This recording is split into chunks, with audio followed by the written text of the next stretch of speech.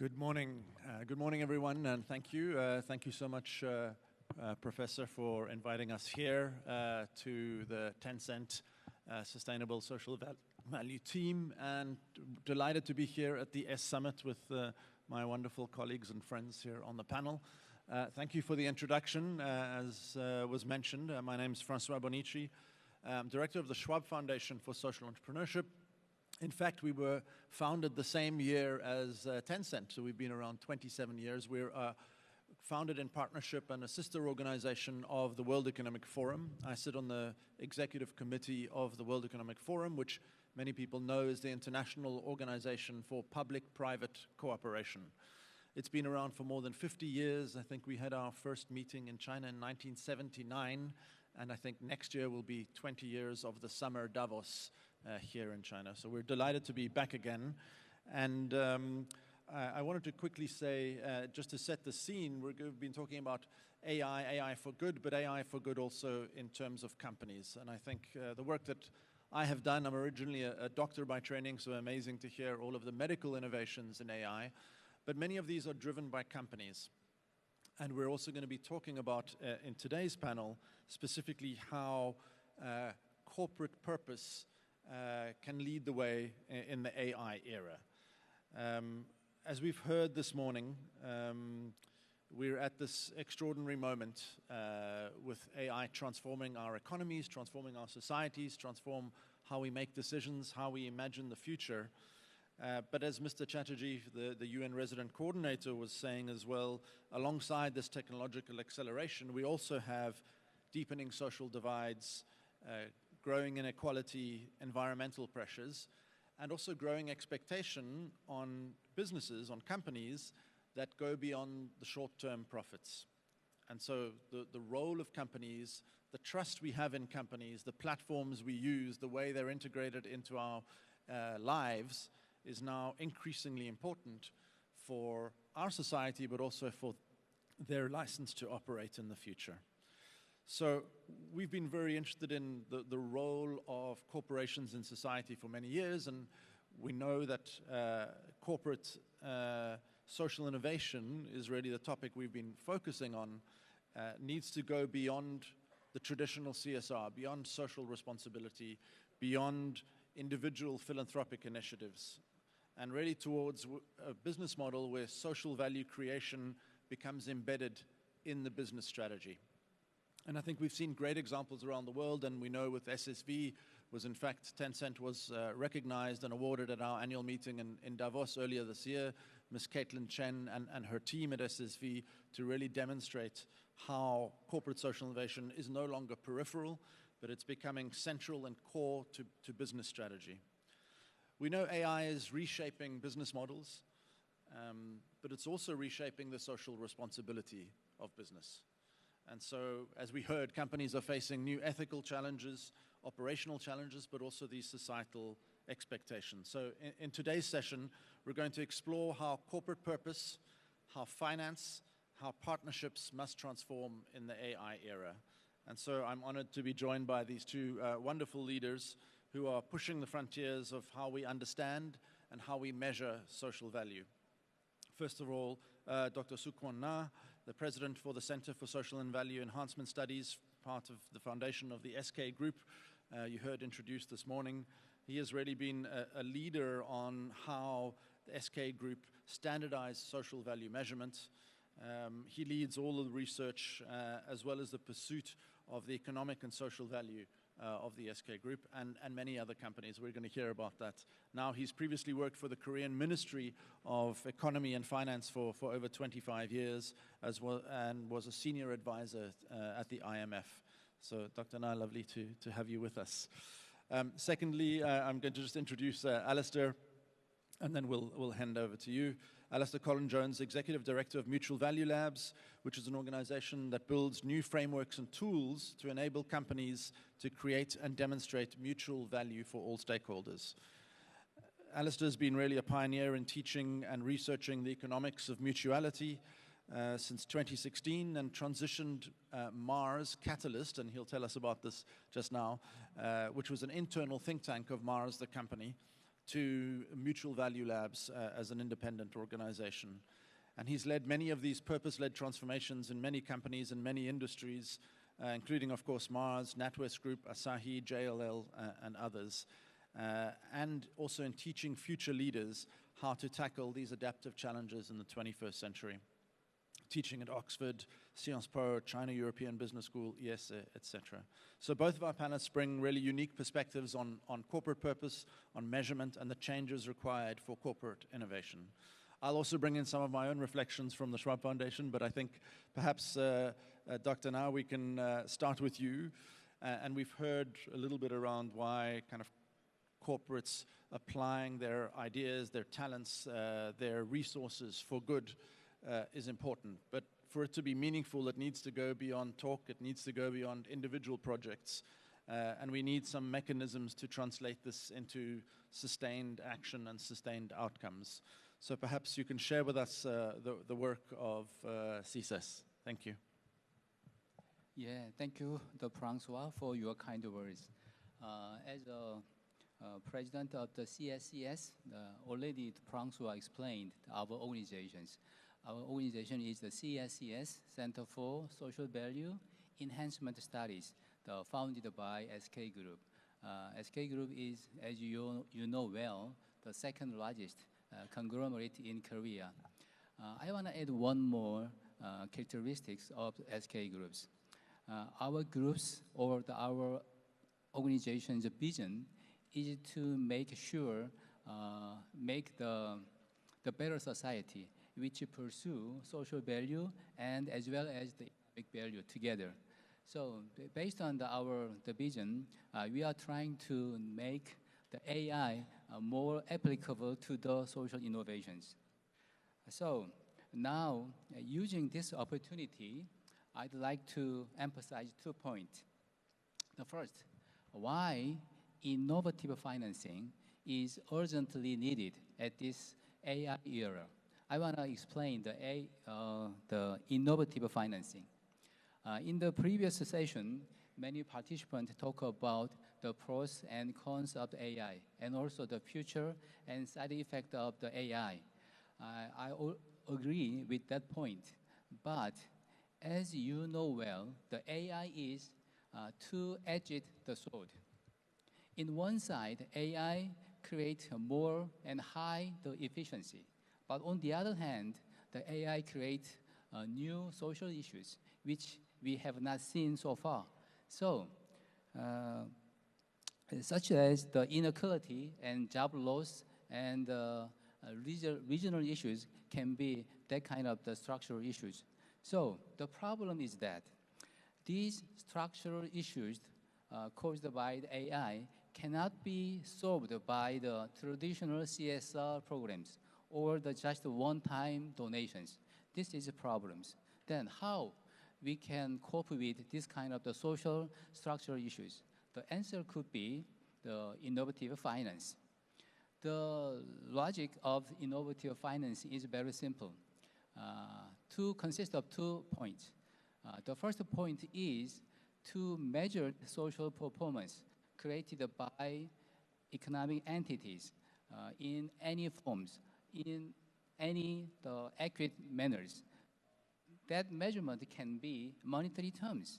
And also the second thing is how to give some incentives or the financing to the participant based on their performance, which we already measured. That means in proportional ways. So innovative financing is just a combination of accurate the measurement of social values plus the proportional incentives to the participant. This is the main essence of the innovative finance. Then think of this way. Some situation has been changed. Today, people's viewpoint have changed. In the past, the company was viewed as what they did. But nowadays, the companies are judged not by what they did, instead, but by what impact they created. We have to give the more impact rather than just the amount of money.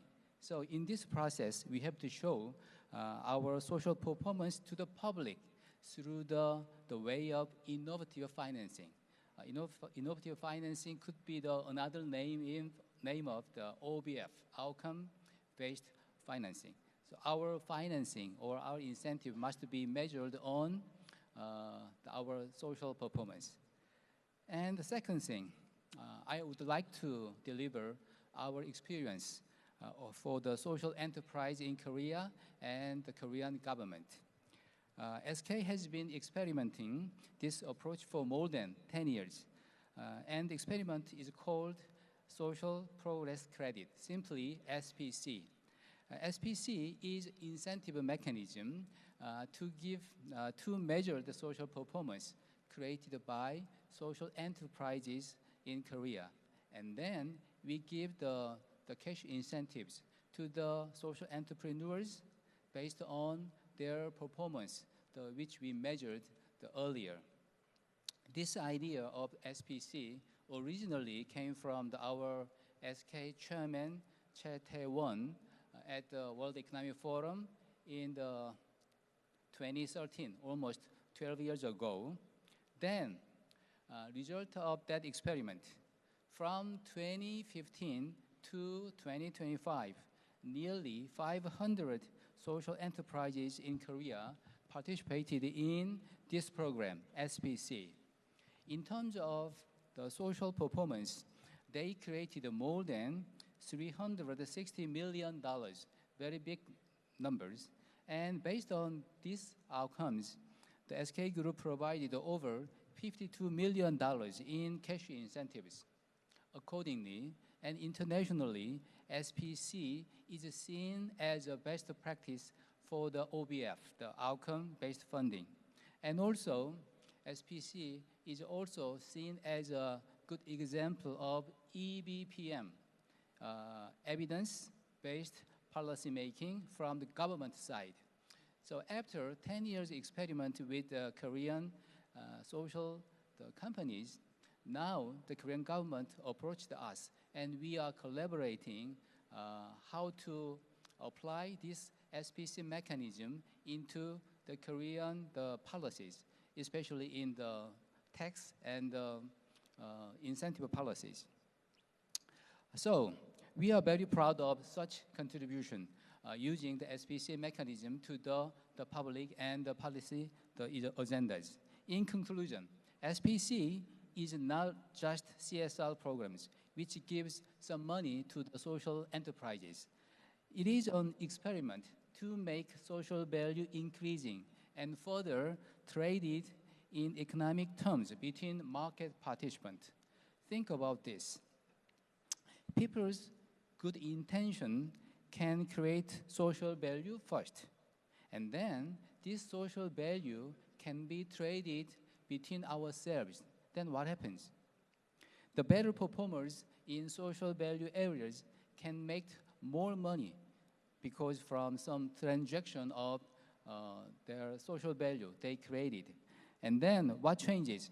More and more companies will be motivated to create more social values because they can some money from the creation of the social values. In the long run, we believe that this kind of the mechanism or the SPC or the OBF mechanism can accumulate and change the world and new systems. And this is what I have for today. The mic goes to the Francois. Thank you so much. It's obviously critically important, as we've been talking about, social good all day, but actually integrating this into how our economics and how our economies function, having social value measured and integrated. I know you're reporting on it as soon as you go back to South Korea, back to the company, right? All the social value that the company is actually creating. That becomes a standard part of how companies work. So we'd love to talk about that a little bit more. But coming to Alastair, perhaps on this topic of embedding the social value and into the business strategy, tell us a little bit about the economics of mutuality and the work of Mutual Value Labs. Thanks, Francois, and thank you, Dr. Na, for your comments. And thank you, Tencent SSV team, for inviting me. It's a real honor to be on stage and amongst all of you. So, you mentioned 2013. The Mars story and the story of Mutual Value Labs goes back to actually 2008. And in 2008, the chief economist of Mars at the time was asked by the family shareholders a really profound question, and one that has, I think, only grown in its profundity over the last 15 years or so. And that question was, what is the right level of profit for the corporation? And there's a tendency for business leaders to love the word level in that statement, and especially for consultants. So if you're a managing consultant at a McKinsey or a BCG, when you hear the word level, you get excited because you think it's a great excuse for a benchmarking exercise. And so there was one answer to that question in 2008, which would have been, hey, if we got Nestle alongside Mondelez, alongside Mars, and we said, well, the right level of profit should be some kind of benchmarking percentage against our competitors. The shareholders said, do not do that. Please do not do a benchmarking exercise. The question is better than that. Focus on the word, what is right. So it was great to hear earlier the educators talking about ethics and the need to instill ethics into our management education and our economics education. Because this question from 2008 was really profound because we got steered away from the pure question of level and into the question of what is right. And so this started a multi-year journey with the University of Oxford and the Saïd Business School, between Mars and the business school, to really create this kind of virtuous circle of theory and practice. How could we begin to answer that question of what is the right level of profit? So answer that sense that actually the simple answer of just more money is not a sufficiently good answer to that question. That the role of business is somehow beyond money making, and that actually society and the planet demands more from our businesses than simply financial value. And obviously tying closely in with what you're saying, Dr. Na. And so this partnership with Oxford developed over the years, and in 2020 produced a book called Putting Purpose into Practice, where we really begun to codify a methodology of transforming large corporations and their strategies towards actually business models that could implement purpose. So not just changing your website, not just putting a purpose in an HR manual because we want to attract the best talent, but actually what is the type of value and the nature of that value that a business can create? And to Dr. Na, your point, how do we create incentive structures and capability within an organization to deliver on that at scale and with efficiency? That book has actually been translated into Mandarin, and I think there's a copy at the registration desk. There's only 200, so don't all rush out now to go get that book. Wait till after, but it is available for you. And after we published that book, Mutual Value Labs was created as an organization based in Geneva, Switzerland. So it's taken us to get to Beijing to realize we're near neighbors, but we'll rectify that later. The organization that I lead, Mutual Value Labs, is owned by a foundation. So Mars took the decision to take all of that IP and all of the research, put it in the foundation, and then create the organization that I run, Mutual Value Labs, to partner with other corporations, universities, agencies around the world to bring these ideas into life, and so that we can learn from what does this business model innovation look like in China? What does it look like in South Korea? And so on. And, for a long time when we first came out in 2020, I'd get the kind of NGO look, I like to call it, which is, oh yeah, you're the business for good guys. And I was like, yeah, but what happens if business for good is also good for business? But also, not only if it's also good for business, but what happens if it's better for business? And I use that term better in the same way as I think that question right was intended. It's better because it offers something more holistic and more substantial than purely money. So yes, the business for good guys, and yes, the good for business guys, but also better for business, better for society. And this concept of mutual value is really key. And we went for the language of mutual value, not by chance or not by sticking a finger in the air and wondering, but because we wanted to attach this idea of mutuality to the core process of value creation within a business.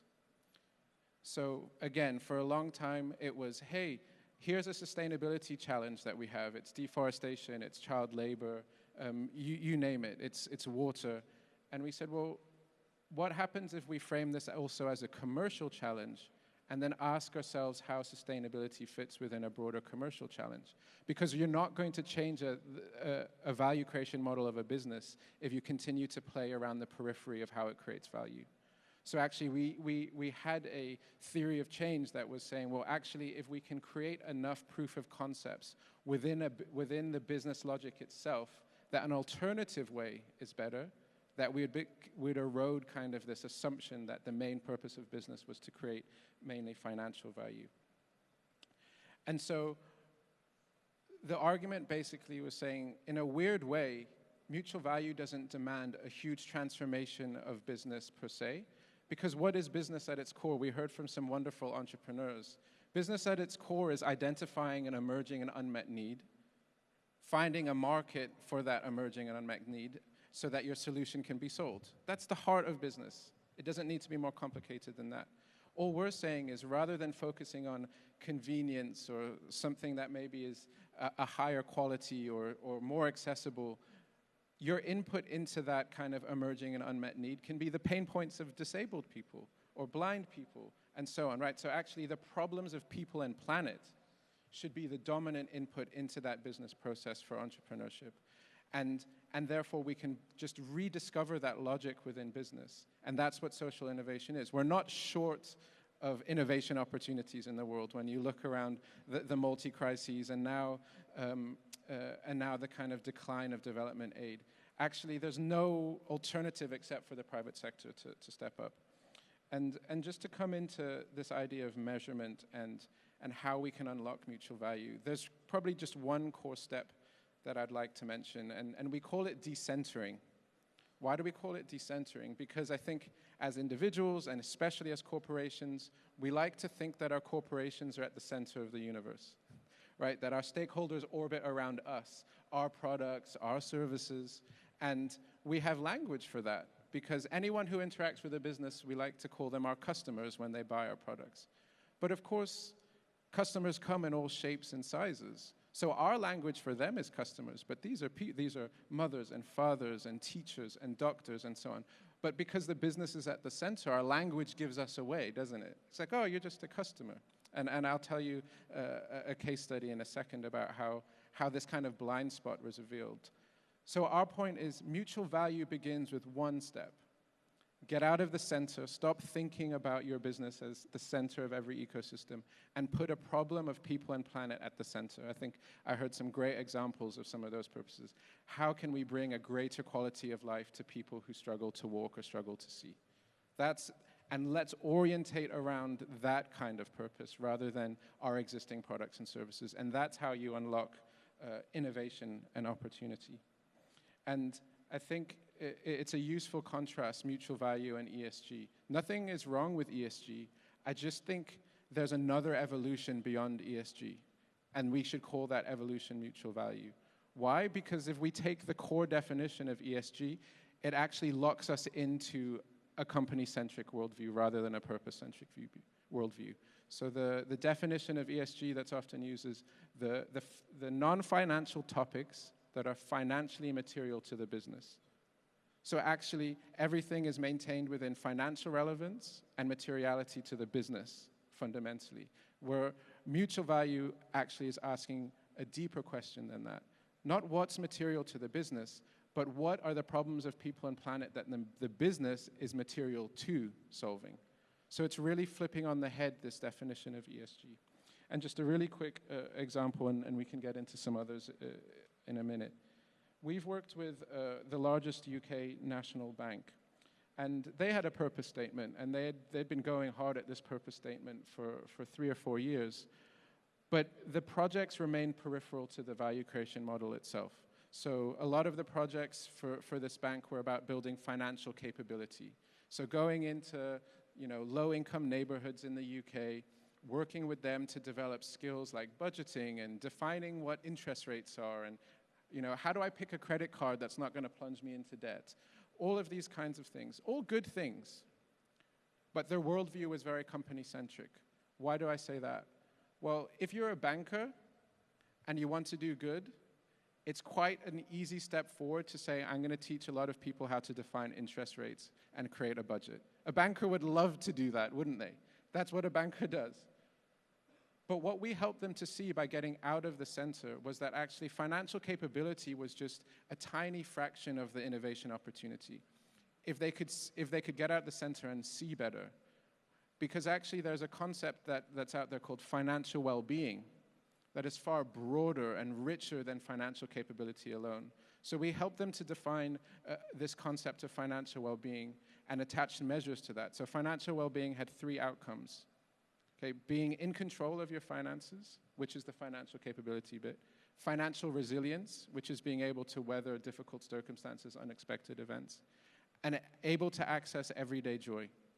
And this bit was missed. In the UK, they did this study around financial well-being and sources of stress in people's lives.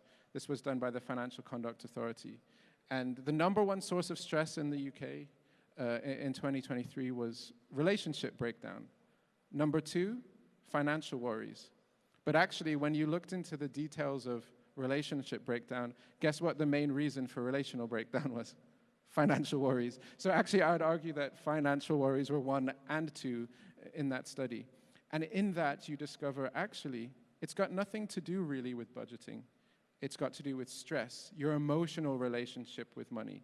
So if you really want to solve the problem of financial well-being in the UK, you can't do budgeting alone and definitions alone and training alone. You're going to have to offer more emotional support.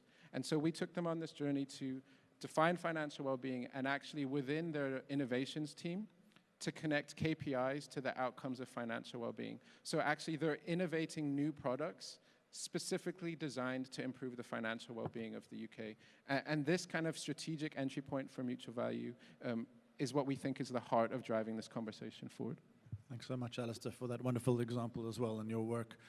You spoke a little bit about, who are the stakeholders of business, and the World Economic Forum was built on the idea of stakeholder capitalism.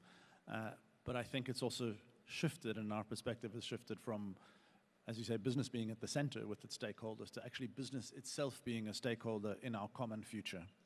And so why is this conversation important? In the context, I think, of the very rapidly shifting economy and the future we have ahead of us, we see huge changes coming. We've spoken quite a lot about AI for good, and the Schwab Foundation and World Economic Forum did a study on AI and social innovation. Did 3 different research studies, and one of them showed that less than 1% of the 290 billion invested in AI is going to AI for good. That's up until 2024. In 2025, that investment number is probably going to double or triple.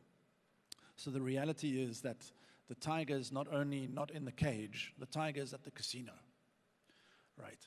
And so that's the reality right now. So in this world, we've been speaking, I think, quite a lot about kind of AI for good, but I think we need to understand now we're going into a new phase where companies are going to have, even more power in our society, and yet their role and the responsibility becomes even greater.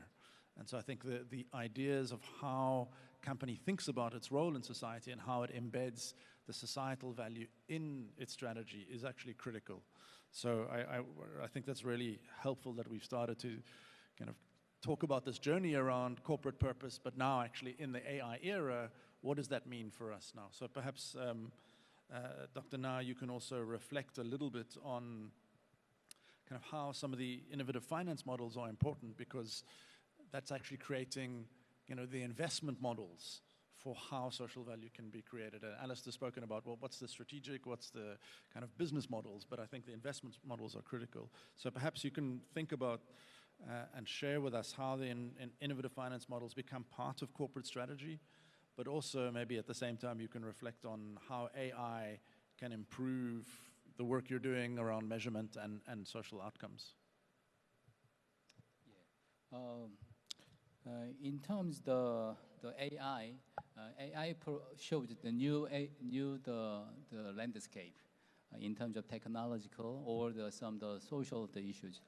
So still, CS not yet fully using the AI, but we are trying to explore how to apply AI into our the measurement work to promote more social values. Definitely, the main characteristics of the AI is very simple. AI can create invisible things, the more the visible. So using the AI, we can see the more wider angles of the social phenomena.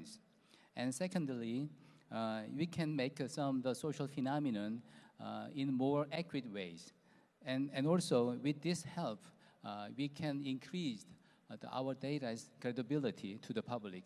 So we can fully use these characteristics of the AI, then the starting point for the increasing the social value can be much developed. And that is my basic idea of the AI. And also, if I add one more good expression for your understanding, maybe you will know these expressions. If we cannot measure it, then we can't manage it. This expression was made by the famous professor, Peter Drucker. So following this expression, we have to manage our company well, or in more mutual ways, or in the more ESG ways. Then we have to start our measurement first in more accurately and in more clear and transparent ways.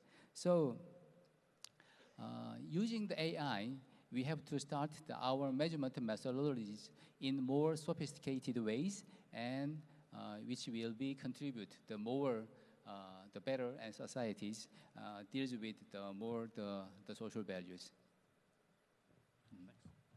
Yeah, just on the measurement and the AI, I love the phrase of making something more visible using the AI. I would say not only visible, but the texture of what that is. And by texture, I mean really a sense of the spirit and the intensity of those feelings of what's happening on an outcomes basis. So, really quick example: we work with the Asahi Group on the topic of tackling loneliness in cities, and we did this huge study in Prague, the capital of the Czech Republic, and we were able to use AI not only to do kind of a very standard survey, so rank something out of 10, do you agree, do you disagree, but actually lots of micro narratives, so people using voice messages, recording videos, and saying how they feel that morning when they wake up, or why they've gone for a walk to clear their mind in their local park, or how they felt after they left the gym,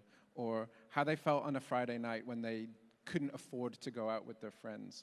And so we've collected just thousands of these kind of videos and stories, and AI is enabling us to analyze those and get not just a out of 10 feel of what it feels like to be lonely in a city, but where people go, the depth of emotion, the language that they draw on, the people that they turn to, in such a rich way that, when it comes to doing outcomes-based financing, the quality of how you can do that is just exponential now.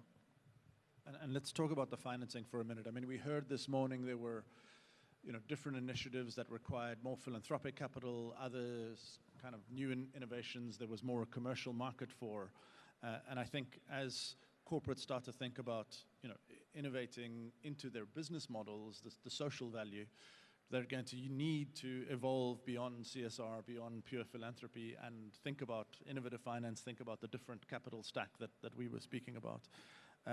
Maybe you want to reflect a bit on of how companies can think about the different kinds of financing they have as they're trying to explore. I mean, sometimes they need to explore new markets, right? Develop new markets, develop new products coming out of the processes you've been talking about.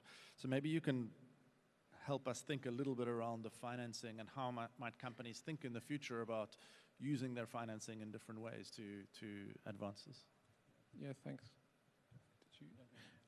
Thanks, Francois.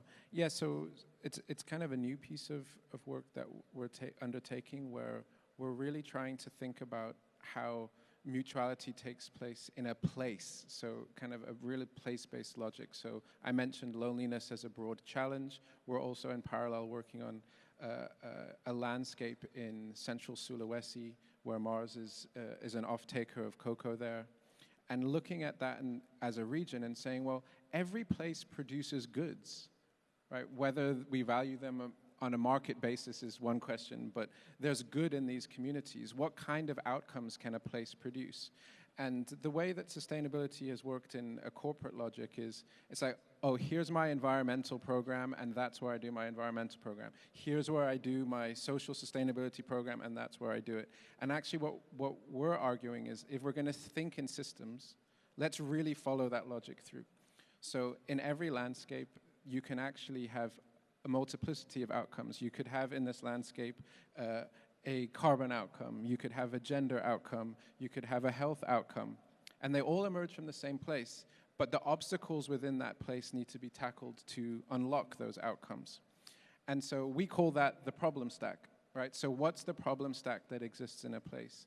And what we've struggled to find is the capital stack to match the problem stack. So you're often directed to a single asset class, right? It's like, oh yeah, that's philanthropic money, here it is. And that's kind of impact investing money, here it is. This is institutional funding that's expecting this rate of return.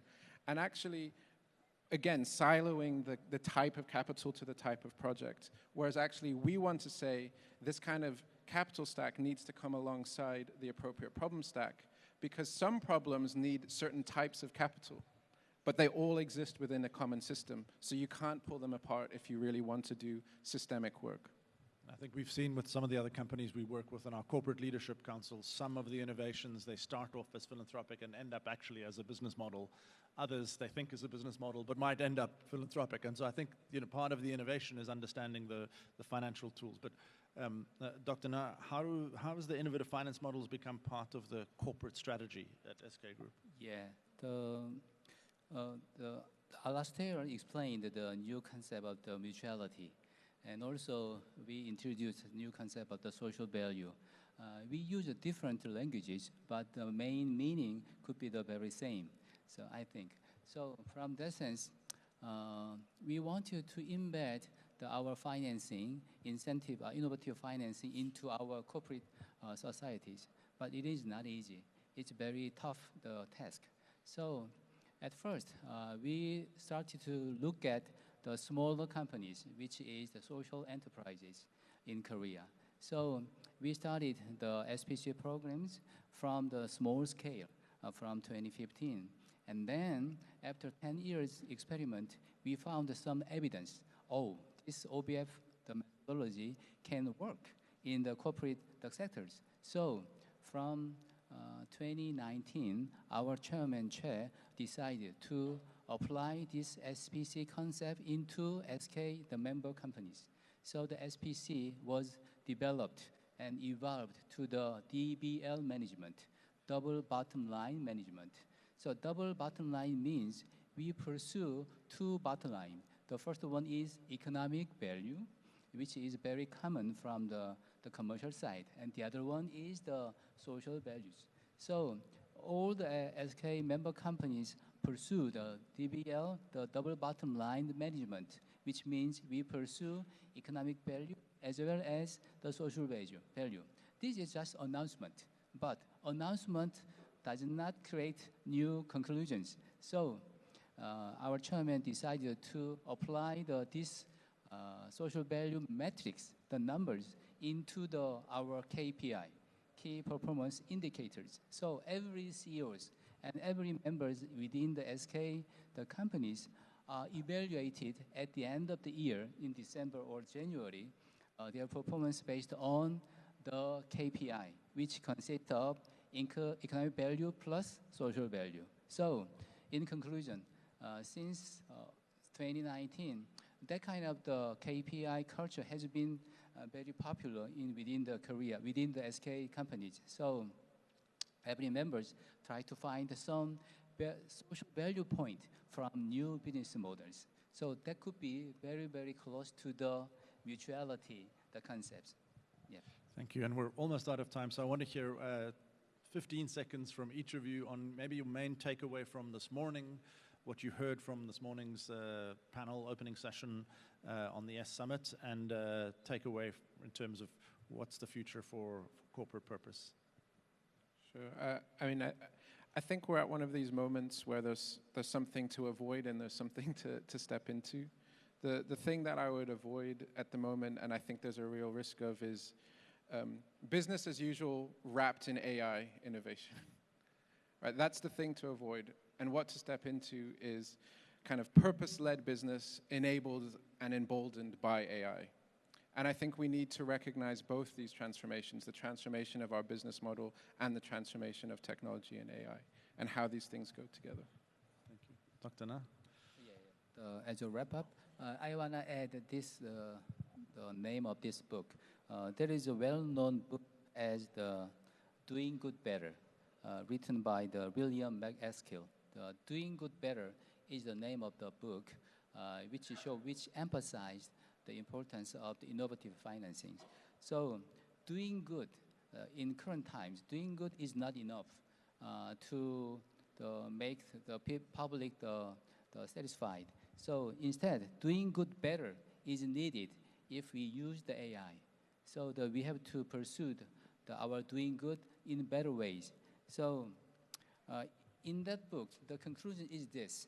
The important things to make doing good the better is 2 points. The first one is rational judgment. And the second one is data-driven measurement. So to promote the doing good better, we have to adopt 2 factors.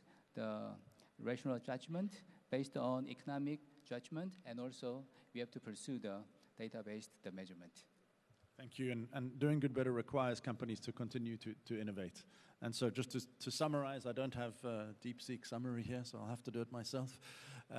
Really, corporate social innovation is how companies innovate with, for, and through society, partnering with citizens, with communities, with nonprofit organizations, with social enterprises, with other businesses and foundations, with government, to really integrate social value into their business model. And we know they can't do it alone, and so we know companies need to be working also together and learning from each other.